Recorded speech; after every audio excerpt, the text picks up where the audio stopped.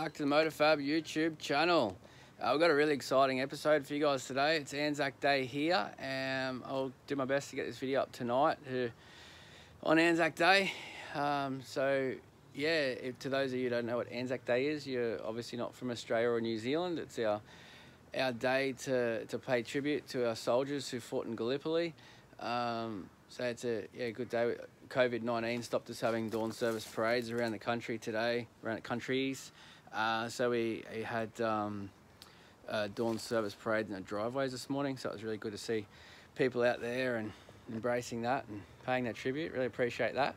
So yeah, as a formalities out of the way, I'm out here checking out the trailer, getting it ready. Harry from Haulas Garage has responded to my call out, so I need to make sure my trailer's ready because Harry wants me to come to him, which I love a good road trip, and Harry said he'll put on the beers, and the boys are going to have a big weekend. So I'm really looking forward to that when this COVID stuff's gone. We're looking forward to making that road trip down. Normally I'd have another take there, but I'm not having another take because I've had about 50 goes doing this intro video. We've had what I thought to be a snake in the grass. Give me the heebie-jeebies. Yeah, and then we had a truck next door idling for about 10 minutes, and then we had Mr. Whippy who wanted to park at the front, play his music. It's everything's trying to prevent me from doing this intro, but I'm getting it done. I'm getting through it. I think there was a crow, one of them as well. A crow wanted to stand in a tree and quack, quack, make his silly noises. But here we are. This is the one. This is the take that's going to make it.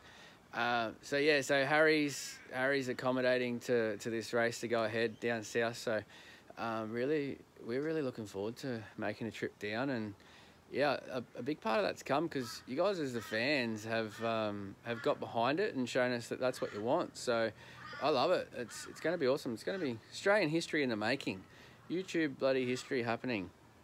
Also in this episode we start on the fuel system for the social distancing HT Monaro. Enjoyed that. A little tech tips here and there. And a big part of this episode is a feature on Christopher Nielsen's beautiful HK GTS Monaro.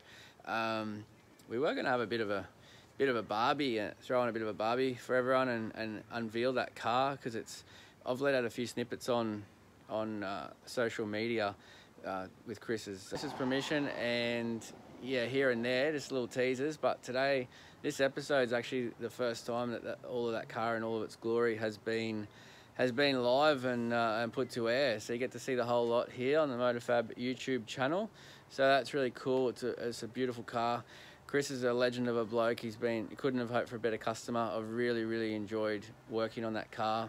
We mostly manufacture our suspension kits here. We don't do too many builds or custom work anymore, but the opportunity came up to do Chris's car, and I took it because it really was a fun build from start to finish.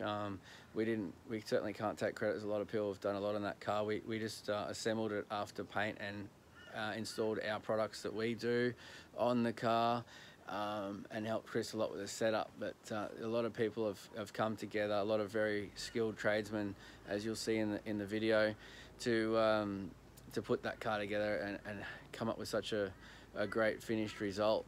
So enjoy. Thank you so much for all the support. Please continue to like and subscribe.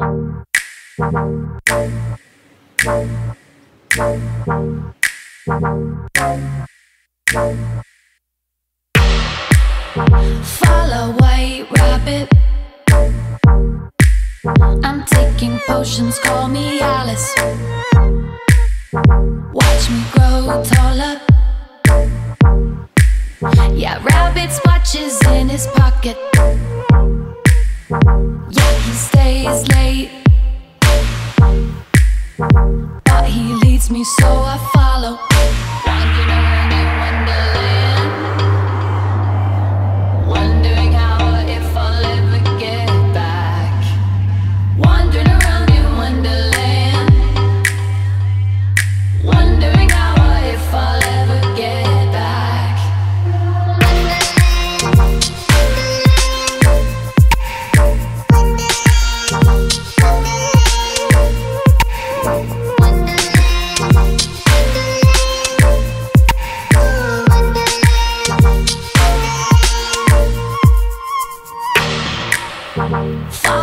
white rabbit. I'm taking potions, call me Alice. Shadow with the flowers. And we got a treat for you guys, Anzac Day special. We've just brought you down to this stunning wall here, awesome backdrop, to show you over Christopher Nielsen's HK GTS Monaro. This car you might have seen it in the channel before, or some of our other videos, or Facebook page or Instagram.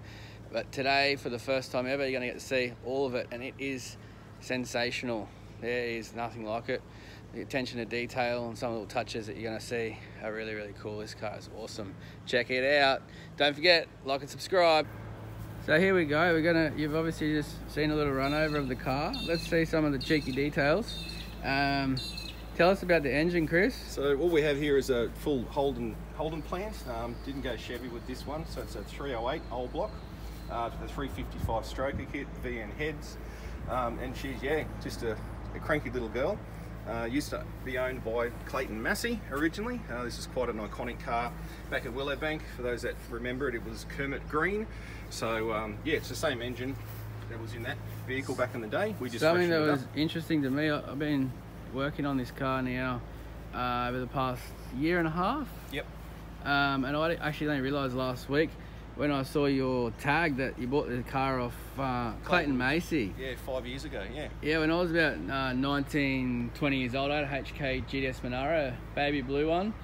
Wasn't real fast, but didn't stop at street racing every weekend. I'm sure. And back then, Clayton Massey, he was the man to beat. He was, he had his shit sorted on the street. He had a silver Monaro, and I think it was a 308 with a bit of gas in it as well. Yep. He was very, very quick on the street back in the day. I don't know if he's still racing now. I see him out at Lakeside every now and again.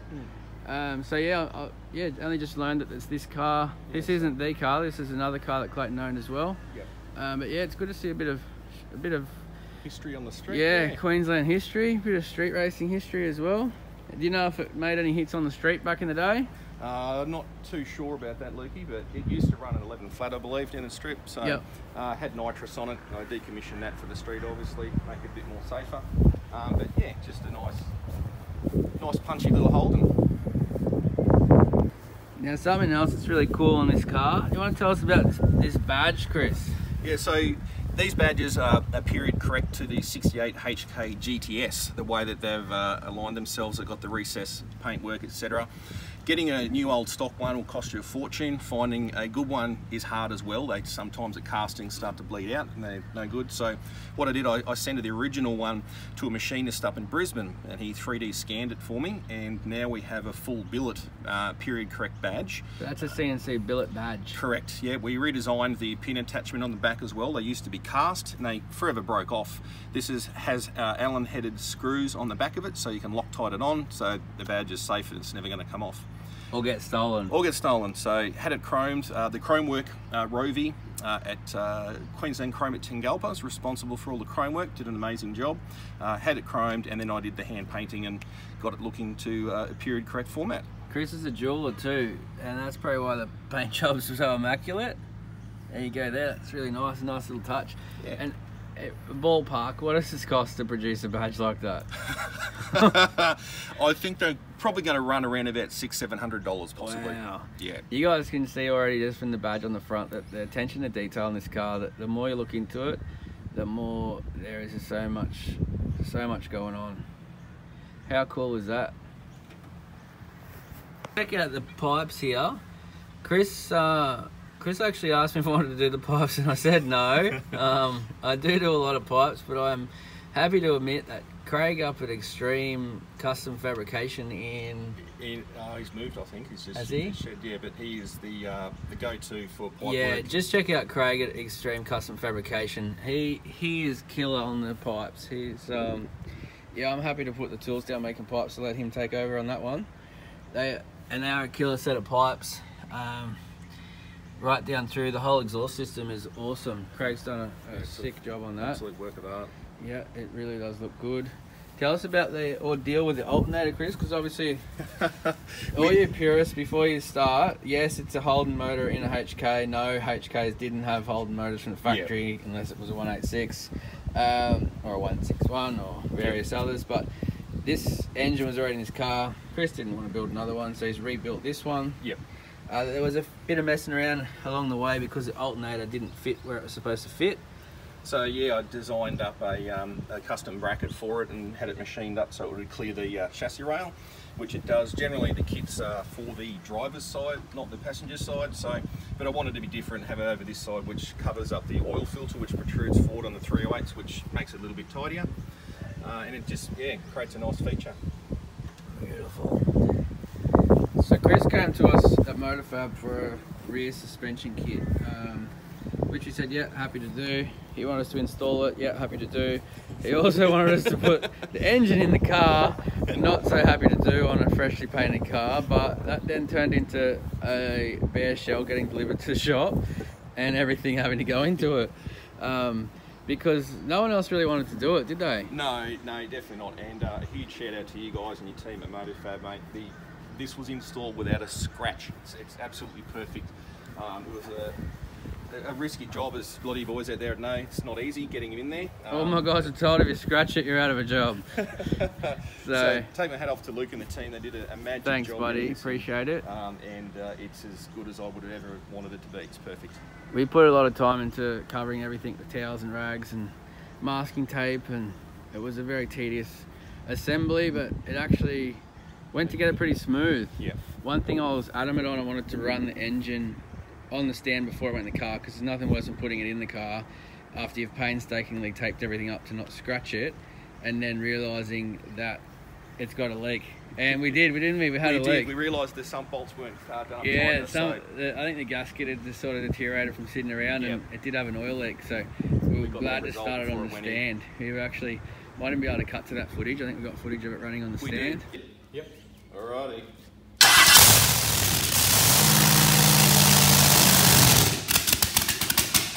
Right, I'm going to run down the side of the car here. Chris is going to tell you all about the paint and panel on this car.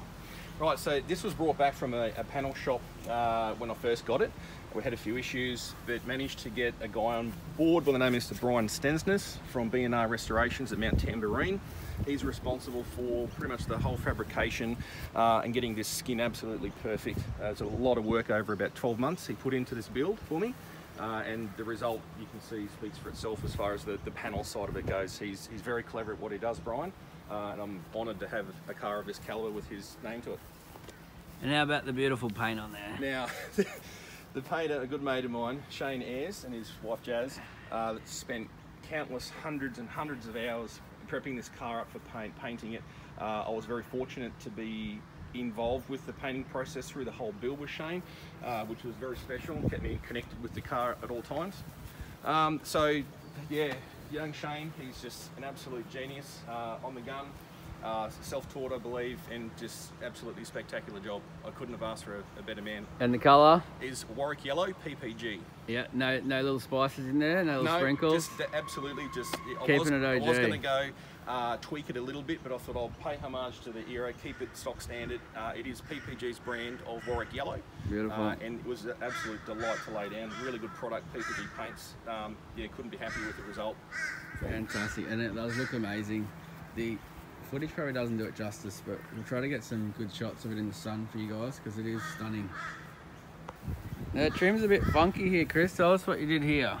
This it was period correct to the codes on the car. So this is parchment on black. So this is all from Winners. Did an amazing job. This is their new version of parchment. The old one is a little bit more tan, whereas I liked a bit more of a gold pop. So thanks to Winners for that. Shane at Image Trim on the Gold Coast here was responsible for putting all the skins on the frames and getting them absolutely immaculate. And Greg from Spectrum helped me install. So an amazing job by everyone involved, and yeah, it's come out quite neat as. The seat belts aren't period correct.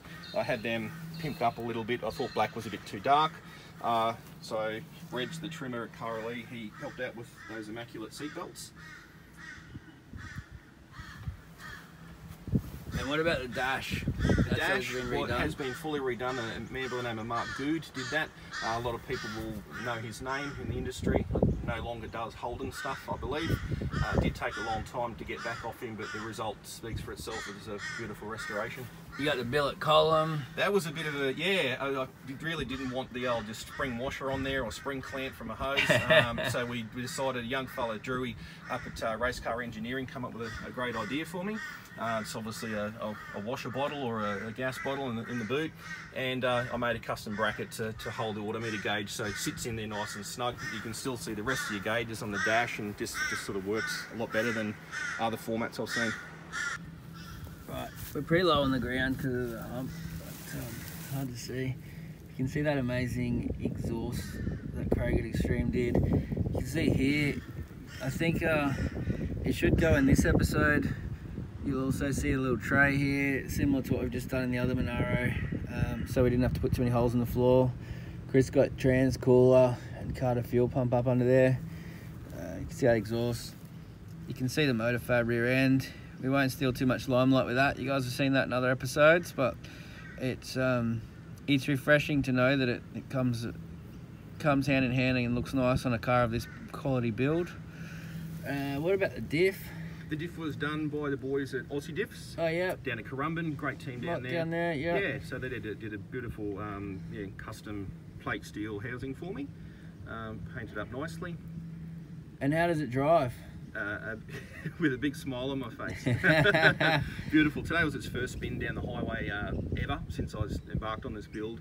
It purred like a kitten, really nice, and because everything's tight, it's all brand new, fully rebuilt, it drives like probably better than new, to be honest. So yeah, it was a pleasure to bring down the highway today.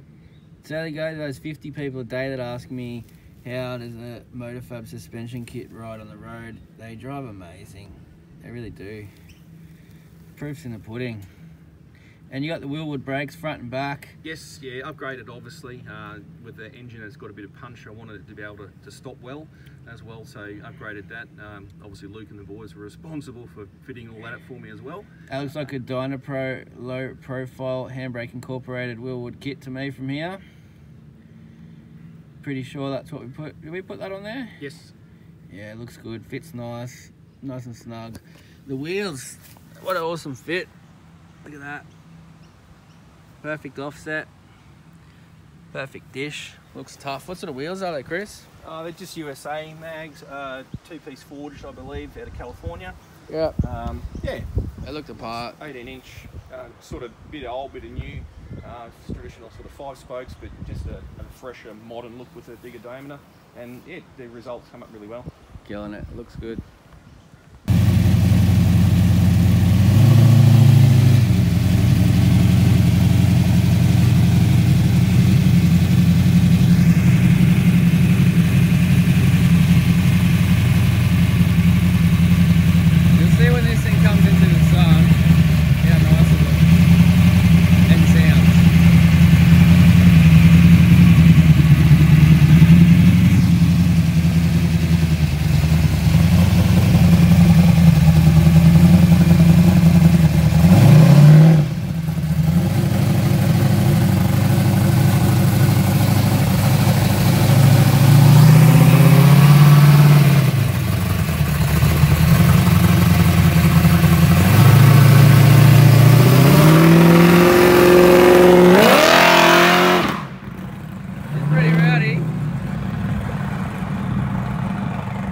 Thanks very much for bringing this beautiful car down to us today, Chris. We really appreciate it. We've loved working on it. It's been an outstanding build. I've loved watching every motor come together.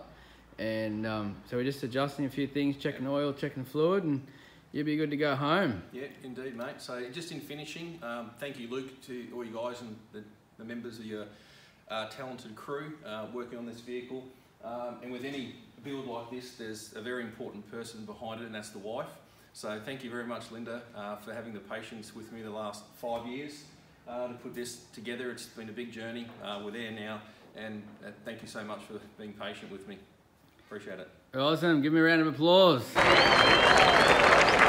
So we're going back down under the bum of our HT Monaro here. Got a standard tank back in.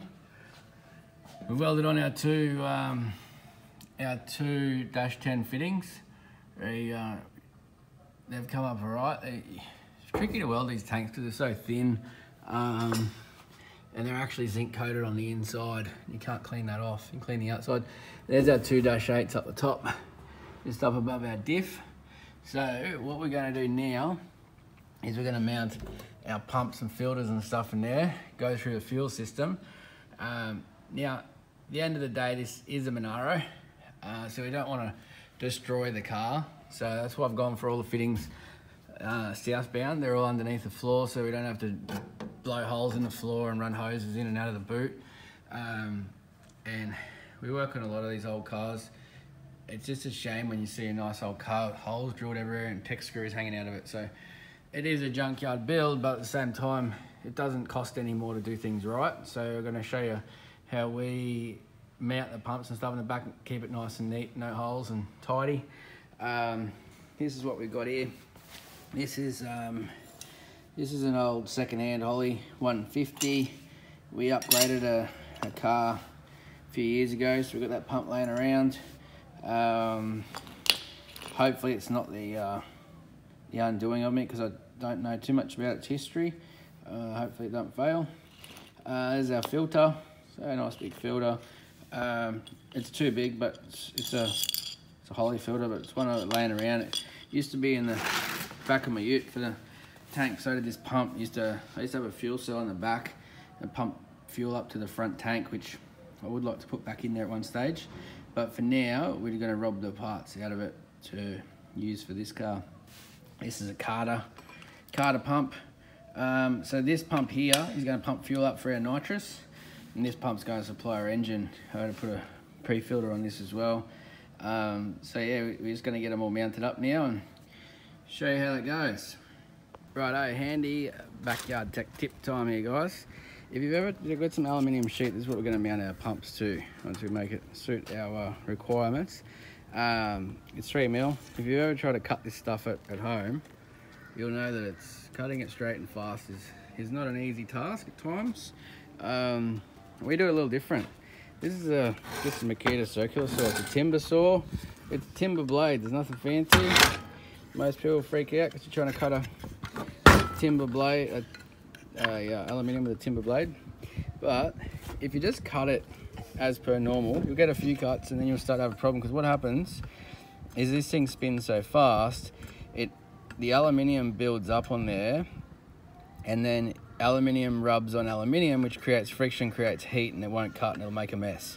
So the trick to cutting this is this stuff here, and it works well on your grinder disc as well. This is just wax. It's cutting wax.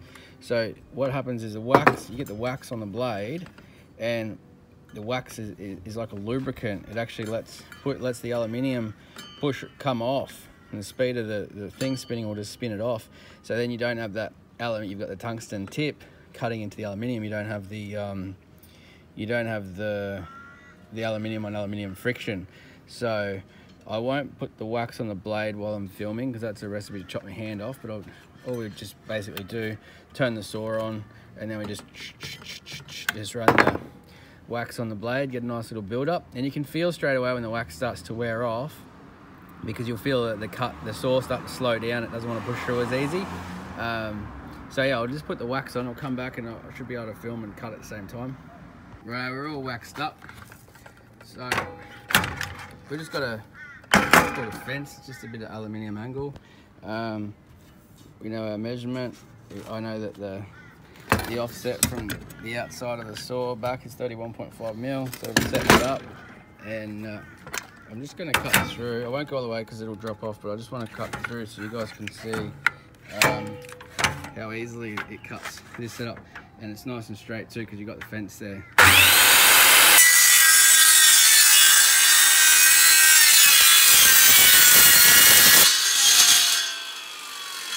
So yeah, you can see how quick it is. I just cut there because I need 2 hands for a sec.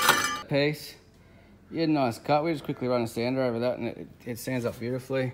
She's dead straight, quick as nut. Obviously, you don't have guillotine at home, so the saw is very quick, very easy. Just make sure you use that wax.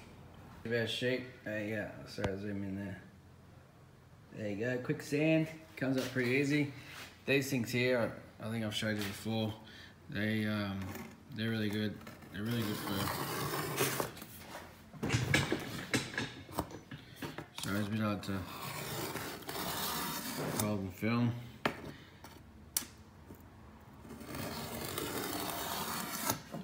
And that just takes off your sharp edge. I'll go around and do that. We'll radius the corners, and then we'll put it in the folder and fold a couple of edges on it. So there's our little tray. That'll hold our fuel pumps. I just made it slip nice and tight in between the two factory exhaust hangers. They're welded to the floor. So we'll bolt through there, and then there's a reinforcement rib just here, which has already got holes in it. So what we'll do is we'll put some riv nuts, nut sets, whatever you want to call them, in there. That'll hold that tray up. The other cool part about what we're doing is it saves you having to work over your head, particularly if you don't have a hoist, you're laying on the ground in the dirt. We can sort of mark out where everything's going to go and then work at a nice height on the bench to mount everything up. So yeah, so that's just fits in there. I've made it pretty tight. They'll fit in there nice and snug. There we go. So we're going to secure our bracket here with the with these little things, riv nuts, nut sets. Most of you've probably seen them by now. They're pretty cool. We've got a flasher tool here for putting them in, but they're, I don't know, this one's just quick and easy. The other one takes a bit longer to set up. But just wind them on there. Bit of shit in the thread.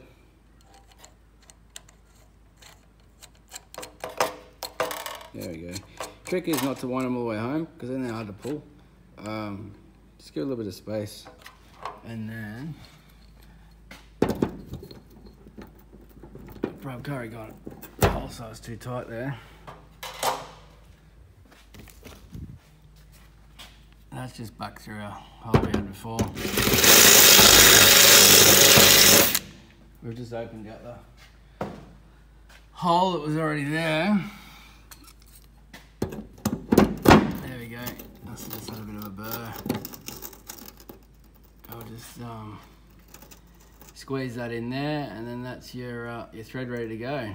So there's our 3 riv nuts.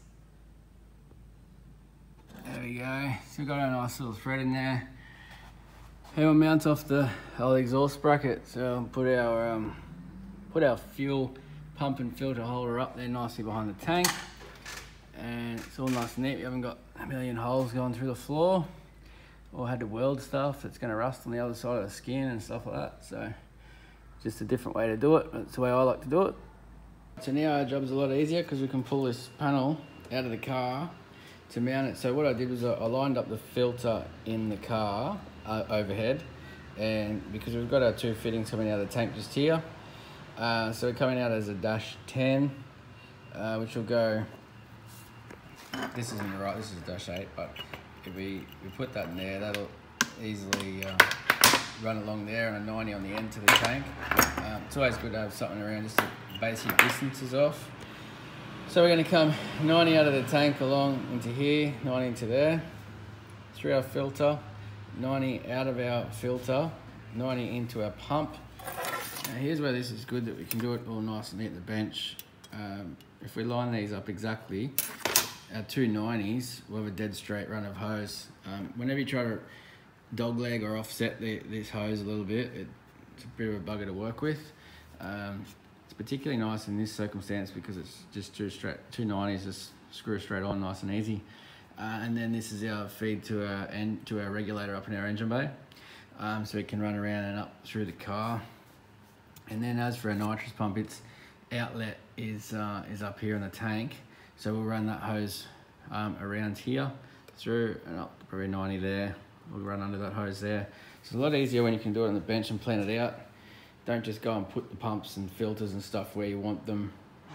Actually, there'll be another filter in before here, so possibly along there we'll run that other filter, 90, 90, filter, 90, 90, and bend the hose around to the tank.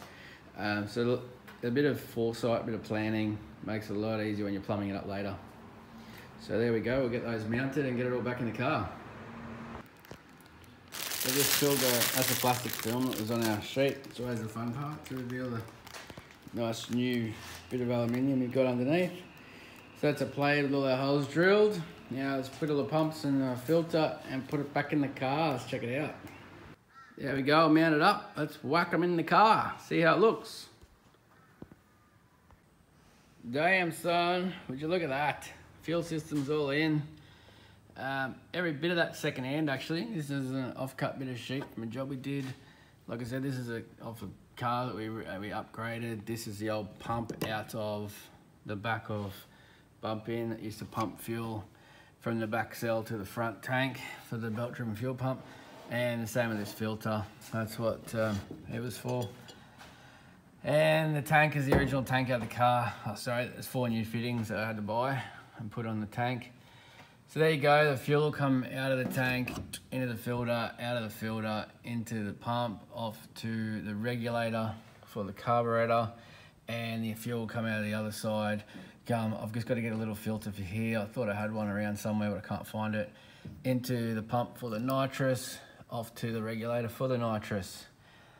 So that's our fuel system, about an hour and a half. I think it's taken me at a cruisy sort of pace. And there you go, it's all in. It's nice. I think it's nice and tidy. We haven't put any crazy holes or anything in the car. The wiring will run nicely up and over this. We'll have one hole in a grommet at the top. You could probably actually use no, there's not a hole there. We'll have to drill a hole there. So the wiring will just run nice and neat up the top there for to the fuel pump relays. The battery will be in the back of this one. But yeah, it's all the fuel system south side of the floor, so we don't have any smells or potential leaks in the car or anything like that. Look how terrible that beaver panel is. Might have to replace that. It's not pretty.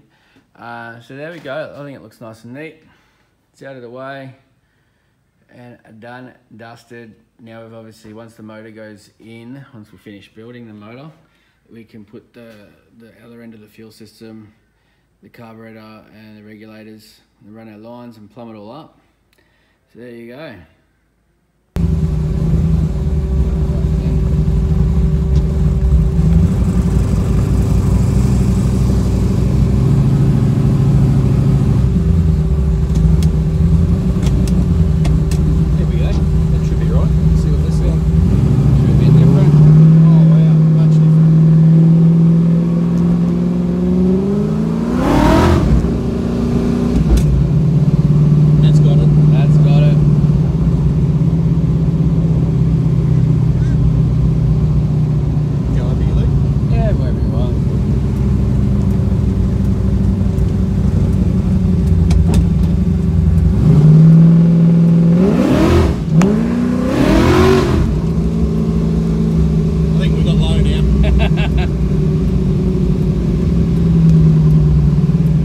Hopefully you guys have enjoyed watching Chris's beautiful Monaro.